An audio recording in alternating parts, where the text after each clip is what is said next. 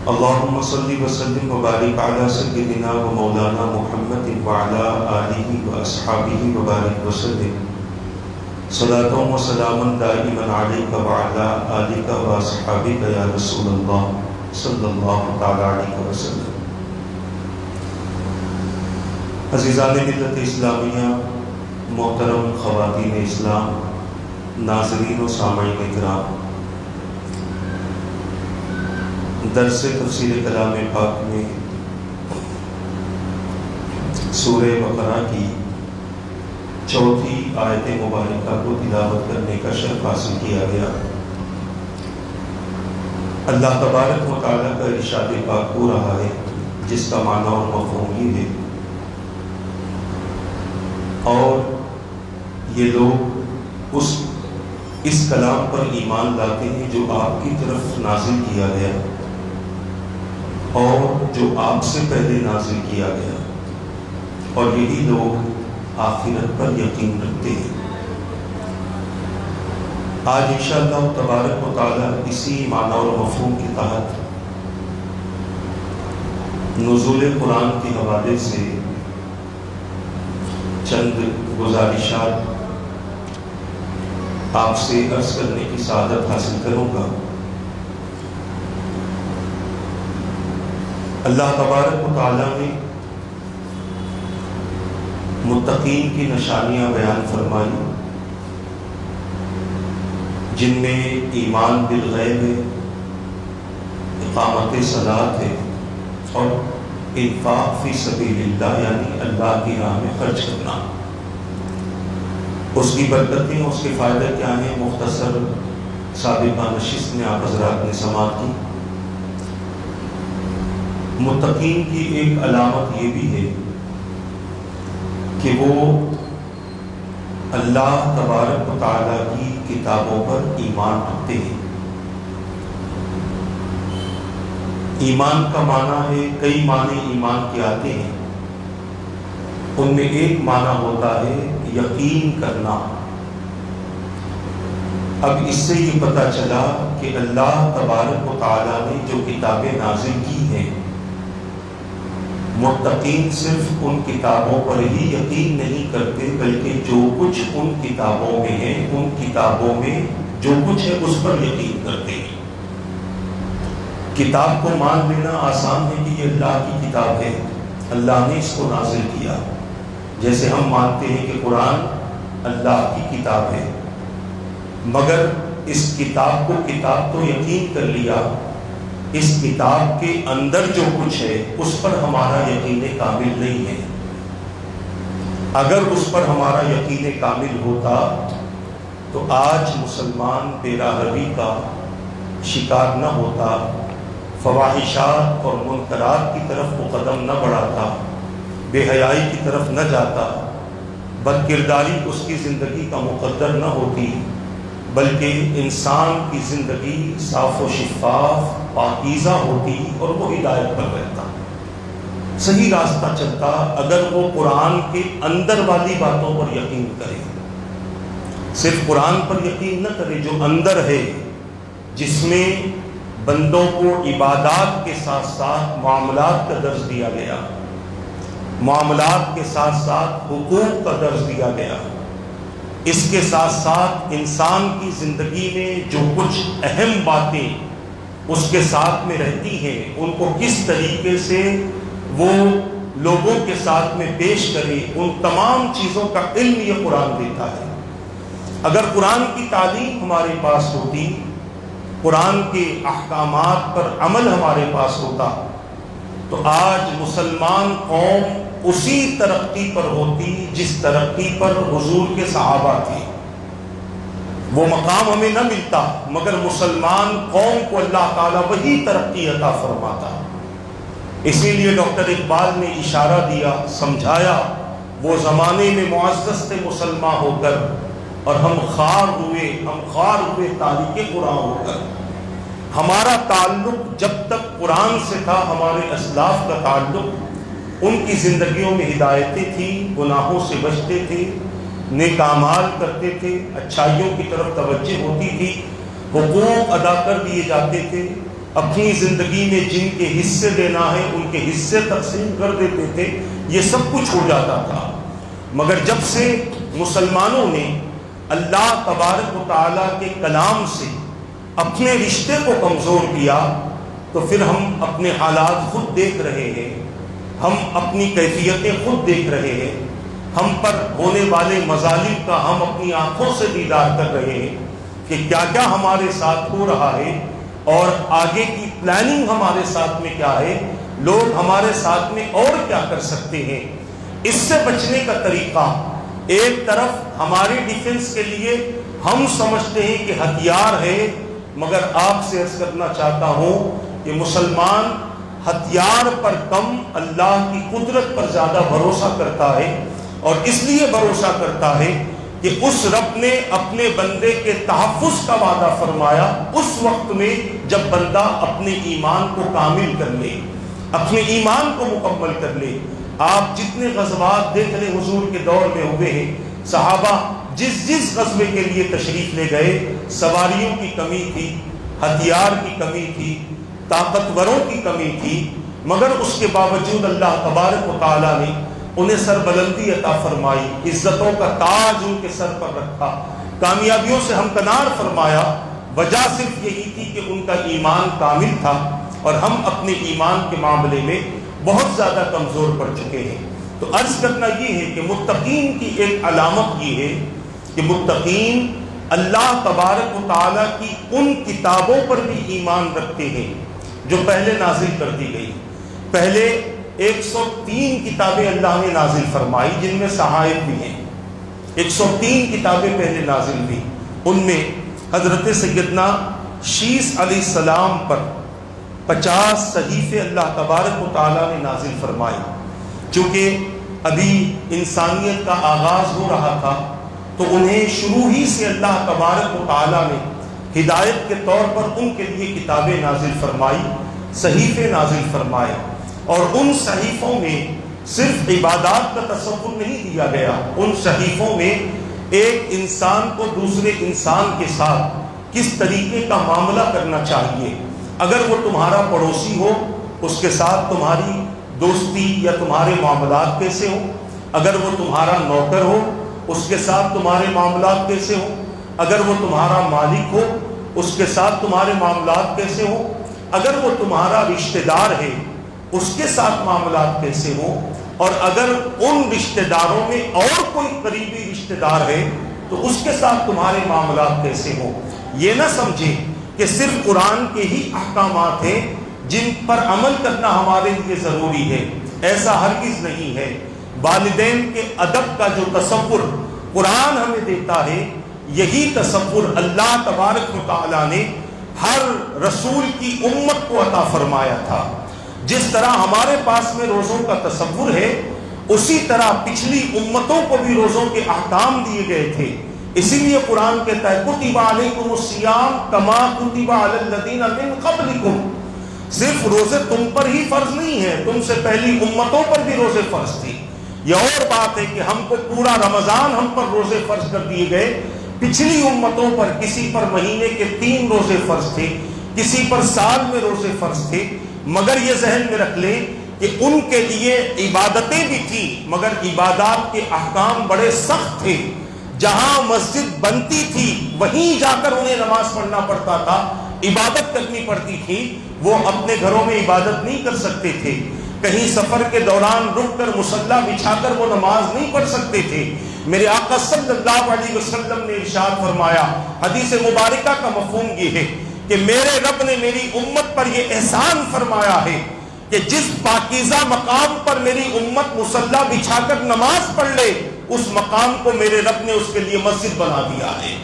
اسی طرح پچھلی امتیں اگر گناہ کرتی تھیں تو ان کے گناہوں کو ان کے دروازوں پر اور ان کے گھروں پر لکھ دیا جاتا تھا کہ اس رات اس بندے نے یہ گناہ کیا ہے، یہ غلطی کی ہے۔ حضور کی امت پر رب نے مہربانی فرمائی اور اعلان فرما دیا کہ اے میرے محبوب کے امتیوں، تم گناہگار ہو تو کیا ہوا، میں غفار بھی ہوں، میں ستار بھی ہوں، تمہارے گناہوں کو ظاہر نہیں کروں گا، تمہارے گناہوں پر پردے ڈالتا رہوں گا۔ تو بچانے کا مقصد و منشا یہ ہے کہ پچھلی امتوں کے لیے بھی اللہ نے صحیفے نازل فرمائے، انبیاء پر کتابیں نازل فرمائی، انہیں قانون دیا گیا. کسی بھی رب فرماتا ہے وَإِن مِّن أُمَّةٍ إِلَّا خَلَا فِيهَا نَذِيرًا، جس کا مفہوم یہ ہے کہ کوئی امت ایسی نہیں گزری جس میں اللہ کی طرف سے ڈرانے والا نہ آیا ہو، اللہ کا پیغام پہنچانے والا نہ آیا ہو، تاکہ کل بروز قیامت جب بندے رب کی بارگاہ میں کھڑے رہیں تو کوئی بندے کی زبان سے یعنی یہ نہ نکلے کہ میرے رب میرے پاس میں تیرا پیغام نہ پہنچا تھا، اس لیے میں کفر میں تھا، میں شرک میں تھا، میں یہودیت پہ تھا، میں دہریت پہ تھا، میرے پاس کوئی پیغام نہیں پہنچا. رب نے بیان فرما دیا دنیا میں جب سے زمین بنی ہے اور جب سے زمین پر اللہ کی مخلوق آباد ہوئی ہے اور اس پر جب سے اشرف المخلوقات کی صورت میں انسان آباد ہوا ہے، ہر انسان تک اللہ کا پیغام پہنچا ہے. وہ دیہات میں رہتے تھے تو دیہات میں اللہ نے اپنے نبیوں کو پہنچایا، وہ جنگلوں میں رہتے تھے اللہ نے اپنے رسولوں کو جنگلوں میں پہنچایا، وہ جہاں رہتے تھے دنیا کے کسی کونے میں رہتے تھے اللہ نے ان تک اپنے پیغام کو پہنچایا. جنہوں نے مانا اللہ نے ان کی حفاظت فرمائی اور جنہوں نے نہیں مانا ان کے لیے دنیا کی تباہی اور آخرت کی تباہی یہ ان کا مقدر ہے. ہم میں سے کوئی یہ نہیں کہہ سکتا قیامت کے دن کہ ہمارے پاس میں کوئی نہیں آیا، بلکہ رب فرمائے گا تمہارے پاس میں کتاب تھی، تم نے کتاب کو چھوڑ دیا. اور کتاب بھی کیسی کتاب، کیا برکت والی کتاب، کیا رحمت والی کتاب، کیا شان والی کتاب کہ اس کو اگر کوئی اپنے سینے میں محفوظ کر لے تو وہ بھی شان والا ہو جاتا ہے، وہ بھی برکت والا ہو جاتا ہے، وہ بھی رحمت والا ہو جاتا ہے. اب آپ کہیں گے وہ کیسے، شان کیسے بڑی؟ آپ برا نہ مانیں، آپ کے اندر کچھ ایسے ہوں گے جن کے پاس اللہ نے لاکھوں کی جائیداد دی ہوگی، یا اگر آپ کے درمیان میں نہیں ہے کوئی آیا ہوگا نماز پڑھ کے گیا ہوگا جو کروڑ پتی ہے، دولت کی وجہ سے اس کی بڑی شان ہے، مگر مسجد میں آنے کے بعد اس کی شان کم ہو جاتی ہے، حافظ کی شان بڑھ جاتی ہے، امام کی شان بڑھ جاتی ہے. کیوں؟ امام سب سے آگے مصلی پر ہے. اور دوسری طرف غور کرو، امام کے قدموں کے پاس میں اس کروڑ پتی کا سر ہوتا ہے کہ جس کو اپنی کروڑوں کی دولت پر ناز ہے. بتایا جا رہا ہے کہ تمہاری دولت میرے اس بندے کے قدموں میں ہے جو میرا بندہ میرے کلام کو اپنے سینے میں محفوظ رکھتا ہے. اور یہ حافظ جس کے سینے میں خدا کا کلام ہے یہ برکت والا ہے، کیونکہ جہاں جہاں یہ جائے گا اللہ کے کلام کی وجہ سے وہاں پر برکتیں ہوں گی. آپ خود کہتے ہوں گے نا کسی حافظ سے آئیے بیٹھیے نا تھوڑی دیر، آپ آئیں گے تو ہمارے پاس برکت ہوتی ہے، آپ آئیں گے تو ہمارے پاس اللہ کی رحمت آئے گی. یہ کیوں ہماری زبان سے کلمات نکلتے ہیں؟ اس کے اندر ایسی کیا خاص بات ہے؟ اس کے کپڑے اچھے ہیں، اس کے بال اچھے ہیں، اس کا چہرہ اچھا ہے. آپ کہیں گے نہیں نہیں، اس کے اندر اس کے سینے میں قرآن موجود ہے.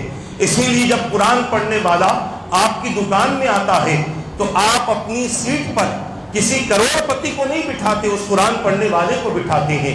بیٹھی آپ کے صاحب اللہ کا کلام پڑھیے، آپ کے پڑھنے سے ہمارے پاس میں کچھ برکت آ جائے. بتانا یہ چاہتا ہوں کہ یہ کلام ہی رحمت والا نہیں، اس کلام کو اپنے سینے میں محفوظ کرنے والا بھی رحمت والا ہے، اس کلام کو اپنے سینے میں محفوظ کرنے والا بھی شان والا ہے، عزت و مقام والا ہے. عزیزان ملت اسلامیہ، اسی لیے اللہ کے اس کلام کو اپنے سینوں میں محفوظ کیا جائے. میرے آقا صلی اللہ علیہ وسلم نے ارشاد فرمایا، جس حدیث پاک کا مفہوم ہے وہ سینہ ویران ہے، قبرستان کے مانند ہے جس سینے میں کوئی کلام موجود نہ ہو، اللہ کا قرآن موجود نہ ہو، وہ سینہ قبرستان کے مانند ہے. کیونکہ قبرستان ویران ہوتا ہے اور ہمارا اندرونی حصہ بھی ویران اس لیے ہے کہ یہ کلام کی برکتیں، یہ کلام ہمارے سینوں میں محفوظ نہیں ہے. آج بھی کئی ایسے لوگ ہیں جنہیں سورہ فاتحہ برابر یاد نہیں، سورہ اخلاص برابر یاد نہیں. یاد نہیں ہے تو یاد کرو مسلمانوں، آپ کو جو سورہ یاد ہو اسے پڑھتے رہو، اس سے آپ کے دلوں کا زنگ دور ہو جائے گا، اس سے آپ کے دلوں کا میل نکل جائے گا، اس سے آپ کی روح صاف و شفاف اور پاکیزہ ہوگی، اس سے آپ کا بدن پاک ہوگا، اس سے آپ گناہوں سے محفوظ رہیں گے. ایک بزرگ جو قرآن کریم کی تلاوت کے بڑے پابند تھے اور اکثر غاروں میں رہا کرتے تھے، ان کا پوترا ان سے ملنے جاتا تھا، اور جب بھی ملنے جاتا بزرگ کہتے بیٹا قرآن پڑھا کر، بیٹا قرآن پڑھا کر، اس کی برکتیں تجھے نظر آئیں گی، اس کی وجہ سے تیرا سینہ صاف ہوگا، تیرے دل میں نور آئے گا، تیری روح پاکیزہ ہوگی۔ جب وہ جاتا اس سے یہی فرماتے۔ ایک مرتبہ اس پوترے نے اپنے دادا سے کہا، دادا جان آپ بار بار کہتے ہو قرآن پڑھ، میں پڑھتا ہوں، مگر آپ جو بتاتے ہیں وہ کیفیتیں میرے اندر نہیں آتی۔ آپ نے فرمایا بیٹا جب تک یہ کیفیت پیدا نہ ہو تب تک تو پڑھتا رہے، جب پیدا ہو جائے گی تو پھر تیرا یہ شوق بڑھ جائے گا۔ اس نے کہا کیسے ہو سکتا ہے؟ اس بزرگ نے اپنے غار میں آس پاس میں دیکھا، ایک پرانا میلا ٹوکرا رکھا ہوا تھا، پان کا ٹوکرا آپ نے دیکھا ہوگا، یا پھر ہم جو پساؤ کے ٹوکرے لاتے ہیں اپنی دعوتوں میں چاول نکھارنے کے لیے، آپ نے دیکھا ہوگا، وہ ٹوکرا تھوڑے دن رکھ دو اس پر دھول جم جاتی ہے، میل آ جاتا ہے، جب آپ لاتے ہیں تو بہت صاف رہتا ہے، مگر جب چند دن رکھنے کے بعد اس پر میل جم جاتا ہے۔ ان کے پاس بھی ایک ٹوکرا رکھا ہوا تھا، اور ٹوکرے میں سوراخ ہوتے ہیں، آپ نے دیکھا ہوگا، اس سوراخ سے پانی نیچے گر جاتا ہے اور اوپر کی طرف جو اوپر چیزیں رکھی ہوئی وہ محفوظ ہو جاتی ہیں۔ انہوں نے جب دیکھا کہ ٹوکرا رکھا ہے، بڑا میلا ہے، بڑا پرانا ہے، انہوں نے اپنے پوترے سے کہا بیٹا یہ لے جا، اس میں پانی بھر کے لا۔ آپ نے فرمایا یہ لے جا، اس میں پانی بھر کے لا۔ سوچنے کی بات ہے کہ ٹوکرے میں چند لمحوں میں پانی نیچے گر جائے گا، مگر دادا کا حکم تھا۔ وہ پہاڑ سے نیچے اترا، ندی تھی، پانی بھرا، تیزی سے چلنے لگا، کچھ ہی دوری میں پانی ختم ہو گیا۔ وہ ویسے ہی پہنچ گیا دادا کے پاس، پوچھا بیٹا کیا ہوا؟ کہا پانی بھرا تھا گر گیا۔ کہا بیٹا تھوڑا اور تیز آؤ۔ وہ پھر گیا، پھر پانی بھرا، تیز آیا، جتنے راستے میں پہلے پانی ختم ہوا تھا اور آگے پانی ختم ہو گیا۔ دادا نے پوچھا کیا ہوا؟ کہا پھر پانی ختم ہو گیا۔ کہا بیٹا پھر جاؤ۔ اس طرح کئی مرتبہ اسے بھجایا، اور جب دیکھا کہ بچہ تھک گیا ہے تو بچے سے پوچھا بیٹا کیا ہوا؟ کہا دادا جان اتنی محنت کی، پانی نہیں بھرا، پانی نیچے ہی گر جاتا ہے۔ آپ نے فرمایا بیٹا پانی بھروانا مقصد نہیں تھا، تجھے کچھ بتانا مقصد تھا۔ اس نے کہا دادا کیا بتانا مقصد تھا؟ فرمایا بیٹا جب تو ٹوکرا لے کر گیا تھا ٹوکرے کی کیفیت کیا تھی؟ اس نے کہا دادا جان بہت میلا تھا۔ فرمایا اب دیکھ۔ جب اس نے دیکھا تو کہا یہ تو صاف شفاف ہو گیا، چمک رہا ہے۔ تو آپ نے ارشاد فرمایا بیٹا یہی معاملہ بندے کے ساتھ قرآن کا ہوتا ہے۔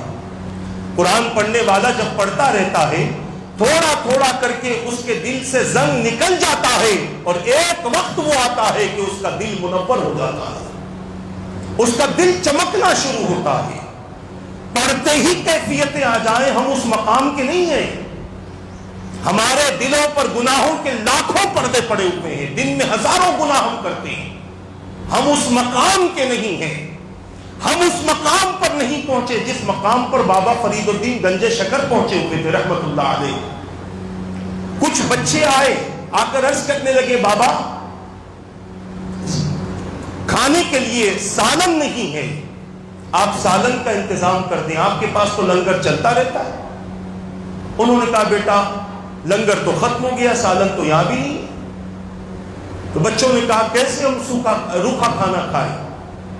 آپ نے فرمایا ٹھیک ہے ایک گھڑے میں پانی لا دو۔ بچے گئے گھڑے میں پانی لایا، زور سے سورہ فاتحہ پڑھی، پانی پر دم کیا، پانی دال بن گئی۔ پانی میں دال کا مزہ آنے لگا، بچے گئے جا کر کھایا، کہا یہ پانی تھا، دال بن گئی، اب سالن نہیں ہے۔ اب بچوں نے کہا بابا فرید نے جو پڑھا تھا وہی ہم پڑھ دیں گے، جانے کی کیا ضرورت ہے؟ ایک بچے نے پڑھا پانی پانی ہی ہے، دال نہیں بنا، دوسرے نے پڑھا وہی پانی ہے، دال نہیں بنا، تیسرے نے پڑھا وہی پانی ہے، دال نہیں بنا۔ بچے پڑھتے رہے، اچانک ان کے استاد تشریف لائے، کہا یہ پانی کے گھڑے میں کیا پڑھ رہے ہو؟ کہا سورہ فاتحہ پڑھ کر پانی کو دال بنا۔ ہاتھ اتنے صاف ہے جبکہ مسجد میں آنے والا ہاتھ دھو کر آتا ہے، کلی کر کے آتا ہے، ناک میں پانی ڈال کے آتا ہے، چہرہ دھو کر آتا ہے۔ جہاں جہاں سے اس سے کورونا آنا تھا وہ سب تو دھو کر آ گیا، اب کہاں سے کورونا آئے گا؟ مگر ہمارا ایمان کمزور پڑ گیا، نہیں ہم یہ نہیں کر سکتے، ہم نہیں جا سکتے اللہ کے گھر کو۔ جو آ رہے ہیں اللہ ان کے ایمان کو اور مضبوط فرمائے، ان کی حفاظت بھی فرمائے، تاکہ کوئی یہ نہ کہے کہ مسجد میں جانے سے کورونا ہو گیا۔ بتانے کا مقصد یہ، ہمارا ایمان بڑا کمزور ہے، کسی بھی معاملے میں ہم بہت جلدی کسی چیز پر بھی یقین کر لیتے، جبکہ ہمیں اس بات کا علم ہے جو کچھ نازل ہوتا ہے وہ اللہ کی طرف سے ہوتا ہے، اور جو دور ہوتا ہے وہ بھی خدا ہی کی طرف سے ہوتا ہے۔ نہ کوئی دوسرا نازل کر سکتا ہے، نہ کوئی دوسرا دور کر سکتا ہے، یہ اللہ ہی کی طرف سے ہے۔ سارے انتظامات اور ہر چیز اللہ کی طرف سے ہے۔ یہ اور بات ہے، رحمت آتی ہے تو ہمارے اچھے عمل کی وجہ سے آتی ہے، عذاب آتا ہے تو ہمارے برائیوں کی وجہ سے آتا ہے۔ ہم صرف یہ کہیں نہیں ہم پر رحمتی آتے رہے، ہم پر مصیبت نہ آئے، ہم پر پریشانی نہ آئے، کام نہ کرو، ویسے نہیں آئے گی۔ کتنے بچے ہوئے کورونا سے، کتنے پھنسے ہوئے ہیں کورونا میں، دیکھ لو۔ آپ بچے ہوئے ہیں، فخر نہ کرو، اللہ کا شکر کرو کہ کوئی ایسا کام مجھ سے ہوا ہوگا کہ جس کی وجہ سے میرے رب نے اس سے محفوظ کر دیا ہے، میرے گھر والوں کو محفوظ کر دیا ہے۔ اور جو پھنسا ہوا ہے اس میں، اس کے بارے میں آپ خوش نہ ہو، بلکہ دعا کرو کہ مولا اگر اس پر عذاب ہے تو دور کر دے، بیماری ہے تو ختم کر دے، تاکہ اس کی وجہ سے ہم بھی محفوظ رہیں۔ تو بتانے کا مقصد و منشا یہ ہے، یہ اللہ تبارک و تعالیٰ کا کلام ہے، اور یہ کتاب صرف یہی کتاب نازل نہیں ہوئی، اس سے پہلے کئی کتابیں اللہ نے نازل فرمائی۔ 103 کتابیں رب نے نازل فرمائی، 50 کتابیں حضرت شیس علیہ السلام پر نازل فرمائی، اور اس کے بعد 30 کتابیں اللہ نے حضرت ادریس علیہ السلام پر نازل فرمائی، 20 صحیفے صحف ابراہیم و موسیٰ قرآن کہتا ہے، 20 صحیفے اللہ نے حضرت ابراہیم علیہ السلام پر نازل فرمائی، یہ 100 ہو گئے۔ اس کے بعد اللہ نے حضرت داؤد علیہ السلام پر زبور نازل فرمائی، حضرت موسیٰ علیہ السلام پر توریت نازل فرمائی، حضرت عیسیٰ علیہ السلام پر انجیل نازل فرمائی۔ یہ 103 کتابیں ہوئی، اور پھر اس کے بعد رب قدیر نے حضور اکرم صلی اللہ تعالی علیہ وسلم پر قرآن نازل فرمایا۔ اب یہ جتنی کتابیں ہیں نا، پچھلی 103 کتابیں، ان تمام کتابوں کا خلاصہ قرآن میں موجود ہے۔ اب ہمیں کسی اور کتاب کے پڑھنے کی ضرورت نہیں، بندہ قرآن پڑھ لیتا ہے تو 103 کتابیں پڑھنے کا بھی ثواب اسے دیا جاتا ہے، اور قرآن پڑھنے کا ثواب بھی اسے دیا جاتا ہے۔ بلکہ بعض اکابرین نے تو یہاں تک کہ فرمایا کہ جو کچھ قرآن میں ہے وہ سب کا سب سورہ فاتحہ میں ہے۔ جو کچھ قرآن میں، اس کو ذہن میں رکھ لو، یہ سورہ فاتحہ بڑی اہم آیت ہے، بڑی اہم سورت ہے، اس کو ہم سمجھ نہیں پاتے۔ صحابہ بیمار ہوتے تھے تو سورہ فاتحہ پڑھ دیتے تھے، کسی کو سانپ کاٹ لیتا تھا سورہ فاتحہ پڑھ دیتے تھے، کسی کو زہریلا جانور ڈنک مارتا تھا سورہ فاتحہ پڑھ دیتے تھے، شفا ہو جاتی تھی۔ کسی کو دل کی بیماری ہوتی سورہ فاتحہ پڑھتے، شفا ہو جاتی تھی۔ اب ہم بھی پڑھتے نہیں ہوتی، وجہ یہ ہے کہ ہماری زبانوں میں گناہ بہت ہے، قرآن کم ہے۔ قرآن کو زیادہ کرو، گناہوں کو کم کرو، پھر اس کے فائدے بھی دیکھو، اس کی برکتیں بھی دیکھو۔ تو عرض کر رہا تھا، یہ قرآن میں سب کچھ ہے، اور جتنا پچھلی کتابوں میں اور جتنا پورے قرآن میں ہے وہ سب کا سب سورہ فاتحہ میں موجود ہے، اور جتنا سورہ فاتحہ میں ہے وہ سب کا سب بسم اللہ الرحمن الرحیم میں موجود ہے۔ یعنی جتنا پچھلی کتابوں میں، قرآن میں، سورہ فاتحہ میں، وہ سب کا سب بسم اللہ میں موجود ہے، اور جتنا بسم اللہ الرحمن الرحیم میں موجود ہے وہ سارا کا سارا بسم اللہ کی با میں موجود ہے، اور جو سب کا سب بسم اللہ کی با میں موجود ہے، اکابرین فرماتے ہیں کہ وہ سارا کا سارا بسم اللہ کے با کے نقطے میں موجود ہے، ساری چیز اس نقطے کے اندر محفوظ ہے۔ اسی لیے ہمارے پاس میں نقطوں کی بھی قدر کی جاتی ہے، نقطہ بھی ناقدری نہیں کر سکتے، نقطے کی بھی ہم ناقدری نہیں کر سکتے، اس کی بھی قدر کرنی۔ اب آپ کہیں گے نقطے میں اتنا سب کہاں سے آ گیا؟ میں نے اس سے پہلے بھی کہا تھا کہ جب آپ کسی ویب سائٹ کو اوپن کرتے ہیں تو کیا لکھتے ہیں آپ؟ www dot. اب آپ ڈاٹ نہ لکھیں بلکہ www اس کے بعد جو بھی ویب سائٹ ہے آپ ڈالیں، ہوگی اوپن؟ نہیں ہوگی۔ کیوں؟ www کا کمال نہیں ہے، وہ ڈاٹ کا کمال ہے۔ جب تک ڈاٹ نہیں ڈالیں گے سائٹ اوپن نہیں ہوتی۔ جب دنیا والے تمام چیزوں کو ڈاٹ میں رکھ سکتے ہیں تو میرا مولا ان سب کو کیوں نہیں رکھ سکتا؟ میرا رب کیوں نہیں رکھ سکتا؟ عزیزان ملت اسلامیہ، یہ میرے رب کی قدرت ہے جو بندوں میں منتقل ہوئی ہے، بندے اسی ذہن کو لے کر آگے کوئی نہ کوئی چیز ایجاد کرتے رہتے ہیں۔ تو بتانے کا مقصد یہ ہے، یہ قرآن ہے، اس سے اپنے تعلق کو جوڑو۔ اور یہ رمضان کا مہینہ صرف رمضان کا مہینہ نہیں، یہ قرآن کا مہینہ ہے، اس کو ماہ قرآن کہتے ہیں۔ اسی رمضان کے مہینے میں شب قدر کے موقع پر اللہ نے نزول وحی کے سلسلے کو شروع فرمایا۔ اِنَّا أَنزَلْنَاهُ فِي لَيْلَةِ الْقَدْرِ، کیا ہے کہ بے شک ہم نے اس قرآن کو لیلۃ القدر میں نازل کیا ہے۔ اب یہ لیلۃ القدر میں قرآن نازل ہوا ہے تو گویا یہ ماہ صیام ہی نہیں بلکہ یہ ماہ قرآن بھی ہے، اللہ کے مقدس کلام کے نزول کا مہینہ ہے۔ اور پھر اس قرآن کی جتنی برکتیں ہم بیان کریں کم ہے، اس قرآن کی جتنی شان ہم بیان کریں کم ہے۔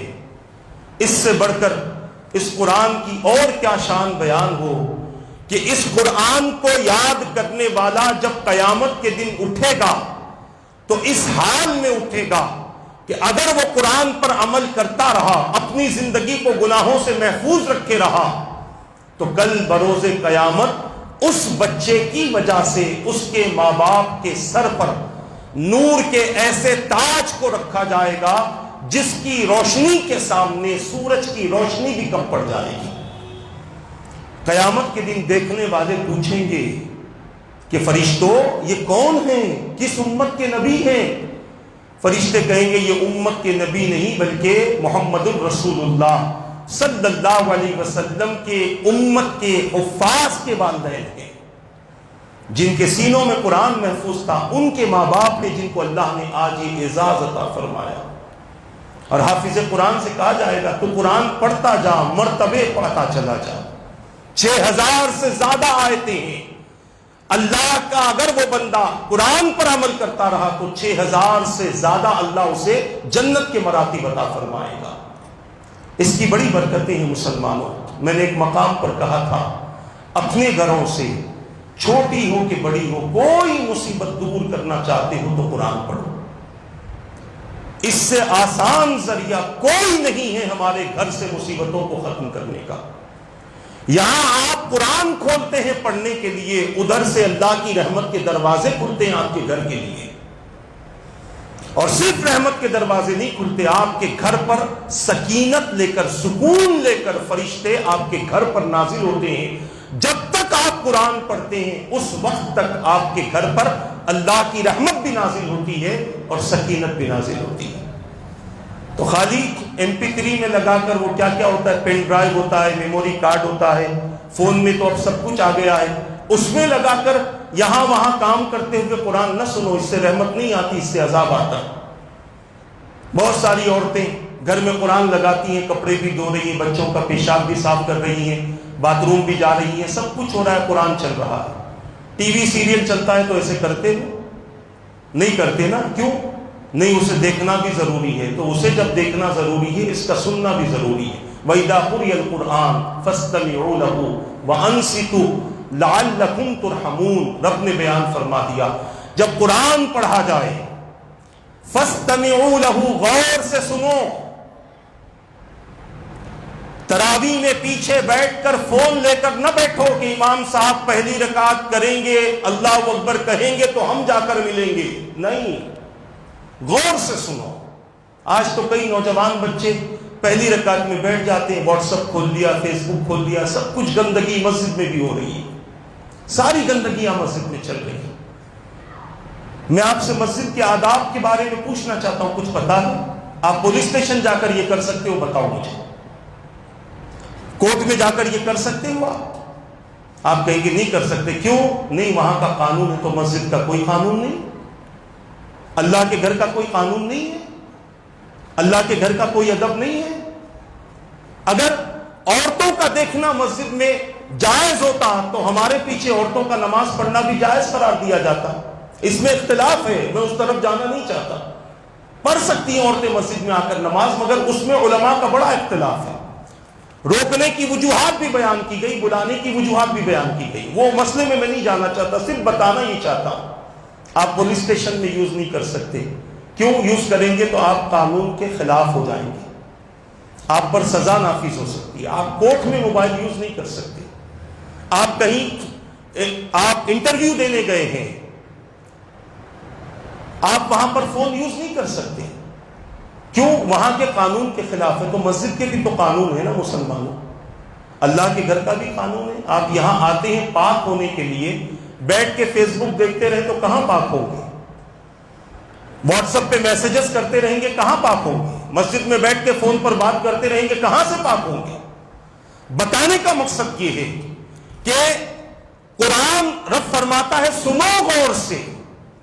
آپ کہیں گے عربی سمجھ میں نہیں آتی, تو میں آپ کو بتاؤں عربی کا ایک معجزہ اور ایک کرامت یہ ہے, بندے کو سمجھ میں نہ بھی آئے, بندہ غور کرتا ہے تو اللہ تعالیٰ اس کے اثر کو بندے پہ ظاہر فرما دیتا ہے.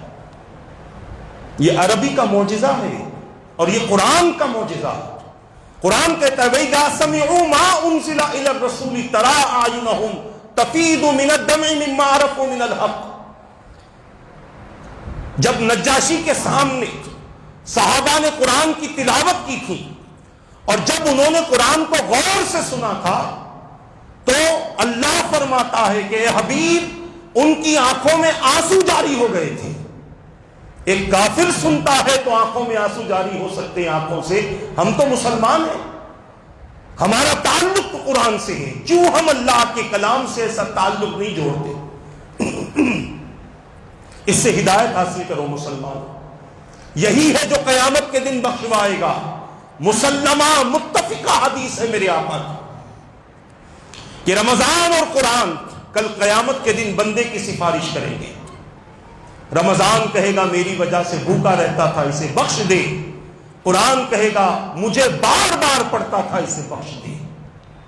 رمضان تو سال میں ایک بار آتا ہے, قرآن تو ہمیشہ ہمارے پاس ہے, کیوں نہیں پڑھتے؟ پڑھو مسلمانوں, قرآن کی تلاوت کرو, اس سے ہدایت حاصل کرو, اپنی زندگیوں کو تبدیل کرو. چند روزہ زندگی, نہیں پتا کب ہم چلے جائیں, اور جب سانس جاتی رہے گی نہ ہمارا دوست آ کر اسے روک سکتا ہے, نہ ہماری بیوی آ کر روک سکتی ہے, نہ بچے آ کر روک سکتے ہیں. وہ تو جانی ہی چلی گئی.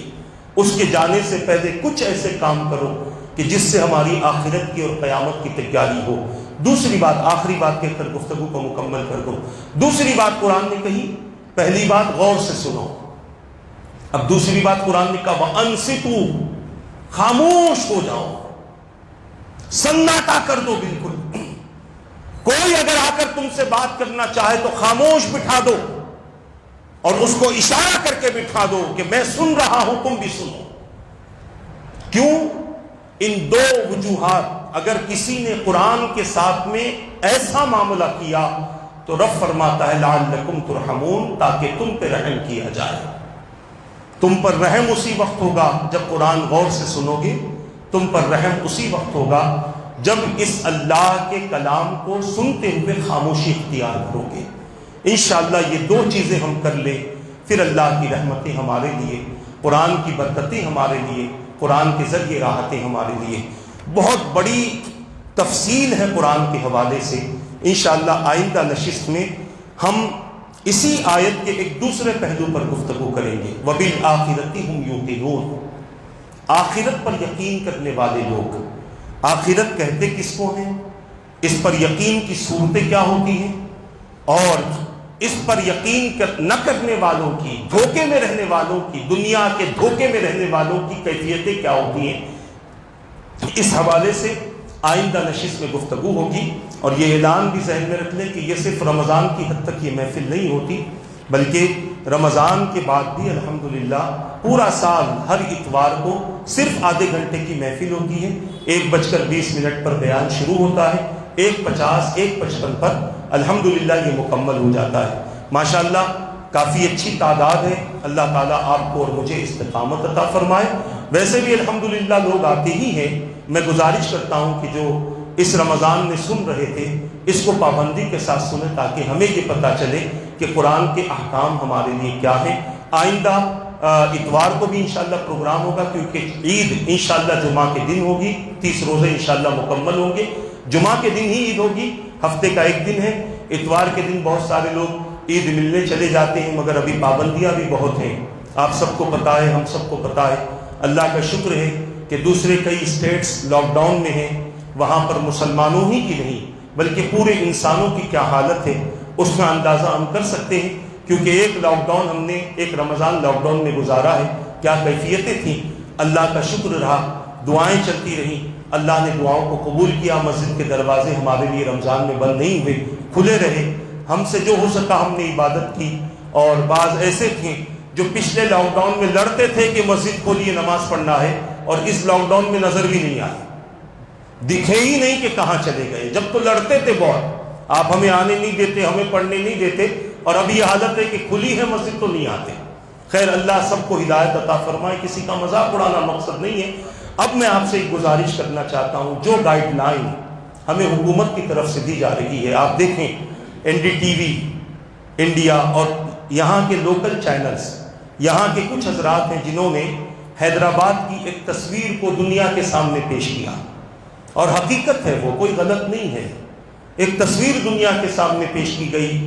ہم جس حساب سے نڈر ہو کے شاپنگ کے لیے نکلے ہوئے ہیں، ہمارے گھر کی عورتیں جس انداز سے نکلی ہوئی ہیں، کل ہی ایک مدرسے کے کام کے سلسلے میں مجھے بازار جانا پڑا، صرف ایک گلی پار کرنے کے لیے مجھے 13 منٹ لگے، میں نے گھڑی دیکھی، ایک گلی پار کرنے کے لیے مدینہ مارکیٹ کی صرف ایک گلی پار کرنے کے لیے 13 منٹ لگے۔ اب آپ اندازہ کر سکتے ہیں کہ رش کا کیا عالم ہے۔ حکومت نے ہمیں موقع دیا کہ تم رمضان کی عبادتیں کرو، احتیاط کے ساتھ کرو، مگر ہم کچھ سننا ہی نہیں چاہتے، کسی کی ماننا ہی نہیں چاہتے، ہم کچھ بھی، بہت سارے لوگوں نے اعلان کر دیا یہ غلط ہے، ہوگا غلط مگر آپ احتیاط تو کرو، بہتوں نے کہا نہیں یہ صحیح ہے، ہوگا صحیح، آپ احتیاط تو کرو۔ آپ کیوں اپنے آپ کو، اپنی جان کو دھوکے میں ڈالنا چاہتے ہیں؟ آپ کو پتا ہونا چاہیے معمولی بیماری کا نام بھی کورونا ہو گیا، آپ کو بخار بھی آیا تو کورونا، زکام بھی آیا تو کورونا، کوئی بیماری کورونا سے بچا کر نہیں رکھی ہے۔ اللہ نہ کرے کچھ ہو گیا، کوئی بیماری آ گئی، آپ جائیں گے ٹیسٹ کروائیں گے، ڈاکٹر کہے گا کورونا ہو گیا، آدمی سمجھتا ہے موت آ گئی، کورونا نہیں بلکہ وہ ملک الموت ہے، مر جاتا ہے بس سے۔ تو کیوں ایسے ہم کام کرتے ہیں؟ سوشل ڈسٹینس کا حکم دیا گیا، برابر کرتے ہیں، نہیں ہم نہیں مانیں گے حکومت کی بات کو، کیوں نہیں مانتے بھائی؟ مانو، اس میں ہماری بھلائی ہے، ہمارے لیے کچھ اچھا چاہتے ہیں نا، وہ نہیں چاہتے کہ لاک ڈاؤن کریں، اور اگر ہم یہی کرتے رہیں گے تو لاک ڈاؤن ہوگا۔ ہماری وجہ سے روزانہ جو 200-300 روپے کما کے کھانے والا ہے اس کا پیٹ تو بھر گیا، وہ کہاں سے مانگ کر کھائے گا؟ سب کا خیال کرو، ہم بہترین امت ہیں، ہم سیلفش نہیں ہو سکتے، ہم رحم کرنے والے لوگ ہیں، ہم امن پسند لوگ ہیں، ہم لوگوں کے ساتھ اچھا معاملہ کرنے والے لوگ ہیں۔ نماز میں جو گائیڈ لائن ہے اسے پورا کریں، ماسک لگا کر پھرتے رہیں، ماسک نہیں لگاتے تو چالانات ہوتے ہیں۔ اگر آپ کے پاس پیسہ بہت ہے تو آپ وہ پیسہ کسی غریب کو دو نا، کیوں پولیس کو دیتے ہیں؟ نہیں ہم ماسک نہیں لگائیں گے، جتنا چالان کرنا ہے کر لے، تو آپ ماسک لگا لو، 2 روپے کا ماسک ہے، 1000 روپیہ 998 روپیہ کسی غریب کو دے دو، اس کے گھر میں ایک تھیلا چاول آئے گا، 1 مہینہ وہ کھائے گا، اس کی دعائیں لگیں گی آپ کو۔ تو اس طریقے سے جو گائیڈ لائنز دی جا رہی ہیں نمازوں کے حوالے سے بھی، اور یہاں پر بھی عید کی نماز کے حوالے سے جو گائیڈ لائن دی جائے اسی کو فالو کریں، خود بھی سیف رہیں، دوسروں کو بھی سیف کریں، اپنے ذریعے اپنے گھر والوں کو سیف کریں۔ میں بار آپ سے کہہ رہا ہوں، اگر ابھی تک بھی آپ نے اپنے رشتہ داروں تک اپنے مال کا حصہ نہیں پہنچایا ہے، اپنے رشتہ داروں تک اپنے مال کا حصہ پہنچائیں، اور آپ کے علاقے کے جو علماء ہیں، آپ کے علاقے کے جو حفاظ ہیں، جن کی زندگیاں صرف آپ حضرات کی توجہ پر ہی رہتی ہیں، ان تک بھی آپ حضرات اپنی طرف سے جو کچھ ہو سکتا ہے نذرانہ پہنچائیں۔ میں نے لاسٹ ٹائم بھی کہا تھا 100 آدمی 100 دیں گے تو 10,000 ہوگا، ان کے لیے بھی زندگی گزارنا اور رمضان کی خوشیاں ان کے لیے بھی آسان ہوں گی۔ اللہ تبارک و تعالیٰ سے دعا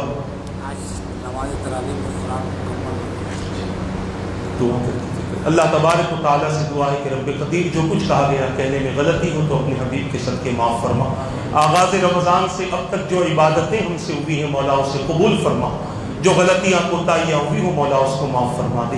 اے رب قدیر اس رمضان کی عبادتوں کو ہمارے لیے نجات کا ذریعہ بنا دے، آخرت کا ذریعہ بنا دے۔ اے میرے معبود اپنے فضل و کرم سے رمضان میں جس خوشی کے ساتھ اور جس توجہ کے ساتھ ہم عبادت کرتے تھے، رمضان کے بعد بھی مولا ایسی ہی عبادت کی توفیق عطا فرما۔ مولا رمضان ختم ہو رہا ہے، ہم سے عبادتوں کو ختم نہ فرما، ہم سے تلاوت قرآن کو ختم نہ فرما، بلکہ مولا رمضان میں ہم جس طریقے سے عبادت تلاوت جو کچھ کرتے تھے، رمضان کے بعد بھی اس کی توفیق عطا فرما۔ رمضان کے بعد بھی مولا شیاطین کے شر سے ہماری حفاظت فرما، نفس کے دھوکے سے ہماری حفاظت فرما، اشرار کی شرارتوں سے ہماری حفاظت فرما۔ اے رب قدیر، ہم میں ہمارے متعلقین میں جتنے بیمار ہیں سب کو شفا عطا فرما۔ دنیا میں تیرے جتنے بندے کورونا کی وجہ سے بیمار ہیں مولا سب کو شفا عطا فرما، سب کو صحت کی خوشیاں عطا فرما۔ مولا ہم سب کو حادثات کی موت سے محفوظ فرما دے، ہم سب کو ہیبت والی موت سے محفوظ فرما دے۔ اے رب قدیر، اپنے فضل و کرم سے ایمان کی سلامتی کے ساتھ زندگی عطا فرما۔ میرے معبود، ہمارے مرحومین کی مغفرت فرما دے، ہمارے مرحومین کے درجات کو بلند فرما دے، ہمارے مرحومین کو جنت الفردوس عطا فرما دے۔ بالخصوص اس مسجد کے متولی سید مصطفیٰ حسینی صاحب کے درجات کو بلند فرما دے۔ کروٹ کروٹ مولا قبر میں راحتیں عطا فرما۔ میرے مولا، ہمارے متعلقین میں جتنے گزر چکے ہیں سب کی مغفرت فرما دے۔ ہمارے والدین گزر چکے ہوں تو ان کی مغفرت فرما دے، والدین میں سے جو گزر چکے ہیں ان کی مغفرت فرما دے۔ جن کے والدین موجود ہیں مولا صحت و عافیت کے ساتھ ان کی اولاد پر ان کے سائے کو دراز فرما دے۔ اے رب قدیر، اپنے فضل و کرم سے ہماری دعاؤں کو قبول فرما، ہماری حاجتوں کو پورا فرما دے۔ مولا ہم سب کو سکون والی زندگی عطا فرما دے۔ رمضان کے ختم ہوتے ہوتے کورونا کو ختم فرما دے، اس بیماری کو تیرے تمام بندوں سے دور فرما دے۔ مولا اس مہلک بیماری کو اور اس وبا کو سب سے دور فرما دے۔ اے رب قدیر، اپنے فضل و کرم کے ساتھ اپنے فضل و کرم سے سلامتی والی زندگی عطا فرما، ایمان پر زندگی عطا فرما، ایمان کی حالت میں کلمہ پڑھتے ہوئے نبی کا دیدار کرتے ہوئے موت نصیب فرما۔ کل بروز قیامت ہمیں، ہماری نسلوں کو، ہمارے مرحومین کو اپنے حبیب کی شفاعت عطا فرما، جنت میں داخلہ عطا فرما۔ جن جن لوگوں نے دعاؤں کے لیے کہا ان کے جائز مقاصد کو پورا فرما۔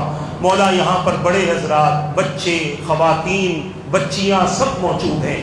مولا ان کی جو جو نیک تمنائیں ہیں اس کو پورا فرما دے، خصوصاً وہ بچے بچیاں جو شادی کی عمر کو پہنچے ہیں، رشتوں کے انتظار میں ہیں، ان کے لیے نیک رشتوں کا انتظام فرما۔ بے اولادوں کو اولاد کی خوشیاں عطا فرما دے، اولاد کو ان کے والدین کی آنکھوں کی ٹھنڈک بنا دے۔ بے روزگاروں کے لیے روزگار کا انتظام فرما، حلال و جائز روزی نصیب فرما دے۔ جن بچوں کے رشتے ہو چکے ہیں، شادی کے وسائل کے انتظام میں ہیں مولا، ان کے لیے شادی کے وسائل کا انتظام فرما دے، اور جن کی شادیاں ہو چکی ہیں ان میں اتفاق و اتحاد پیدا فرما برحمتک یا ارحم الراحمین۔ وما علینا الا البلاغ۔ ایک اعلان سماعت فرما دیں انشاءاللہ۔